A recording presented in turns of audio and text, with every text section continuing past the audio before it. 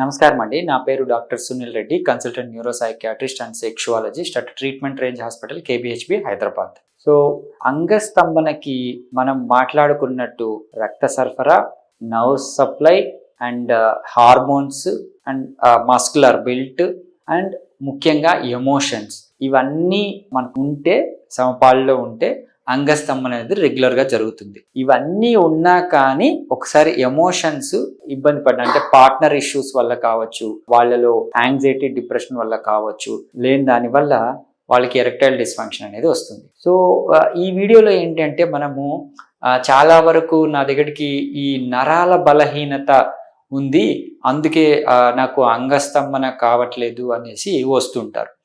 Usually నరాల బలహీనత అంటే నర్వ్స్ వేరే, బ్లడ్ వెజల్స్ వేరే.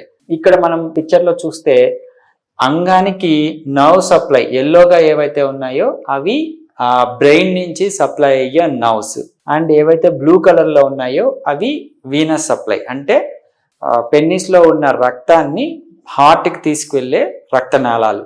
ఏవైతే ఎరుపు రంగులో ఉన్నాయో అవి ఆర్టరీస్ అంటే రక్తాన్ని గుండె నుంచి పెన్నిస్కి అంటే అంగానికి సప్లై చేసే రక్తనాళాలు.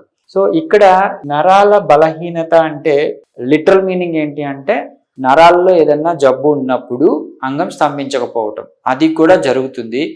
లైక్ మేజర్ యాక్సిడెంట్స్లో వాళ్ళకి వెన్నుపూసలో ఏమైనా డ్యామేజ్ జరిగినప్పుడు ఈ సాక్రల్ నర్వ్స్లో ఈ పెన్నిస్కి సప్లై అయ్యే నర్వ్స్ ఉంటాయి, అవి డ్యామేజ్ అయినప్పుడు కానివ్వండి, ఈవెన్ కొన్ని క్రానిక్ డిజార్డర్స్, న్యూరో డెవలప్మెంటల్ డిజార్డర్స్లో కానీ and neuro degenerative disorders like Parkinson's ఇలాంటి వాటిల్లో కానీ ఈ నరాల బలహీనత వల్ల అంగస్తంభన కాదు. ఇవి మోస్ట్లీ చాలా లేట్ ఏజ్లో జరిగే ఇష్యూస్. కానీ చాలా వరకు ఈ అంగస్తంభన అనేది బ్లడ్ సప్లై ఇష్యూ. ఎప్పుడైతే బ్లడ్ సప్లై పెన్నిస్కి సరిగ్గా జరగదో అప్పుడు ఈ అంగస్తంభన ప్రాబ్లం అనేది వస్తుంది. సో దీనికి ఏంటంటే ముఖ్యంగా ఎర్రగా ఏవైతే నాళాలు ఉన్నాయో అవి సప్లై ఈ చిన్నగా ఏవైతే ఉంటున్నాయో అవి మైక్రో వాస్కులారిటీ అంటాం. అవి ఎప్పుడైతే ఇబ్బంది పడతాయో అంగానికి బ్లడ్ సప్లై తగ్గి ఆ అంగస్తంభన అనేది కాదు. సో దీన్ని ఇంప్రవైజ్ చేయడానికే